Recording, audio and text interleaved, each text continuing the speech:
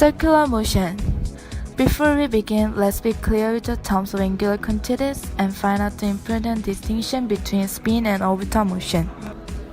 Spin is the movement around internal axis, and orbit is the movement around external axis. How can we describe the position in circular motion? We need to set up center point, and then we are going to use polar coordinate system. Now we are going to find out speed and velocity in the circular motion. Angular speed is the time rate of change of angular position, which is delta theta over delta t. When the angular speed is constant, we say the object is experiencing uniform circular motion. With the same way, linear velocity is equal to linear displacement over time. Angular velocity is equal to the angular displacement over some time period. Average angular velocity, represented by the Greek letter omega, is equal to delta theta over delta t. The SI unit for this will be radians per. Let's assume that we will gonna convert 75 RPM to radius per second. In this point, we can find the word revolution. Generally, the revolution means rotate, same as spin. 75 RPM means 75 revolutions per minute. 1 minute equals 60 seconds, and 1 radius, which means circle, equals 1 revolution.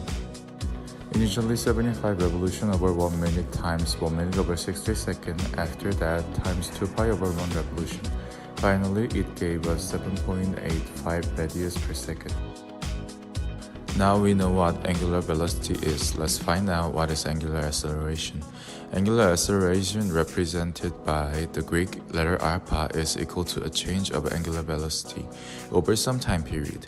This equals delta omega over delta t with units of radians per second squared. When the object's motion is counterclockwise, the velocity and the acceleration will be positive, and if it is clockwise, the sign will be negative. When velocity and acceleration is both moving toward the same direction, the object will speed up.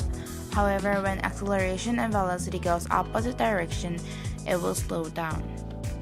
As we told you, in the uniform circular motion, the child speed is constant as merry-go-round spins. But here is the question. Does the child have acceleration or not? The answer is yes. Even though the tangential speed is constant, the acceleration is occurring.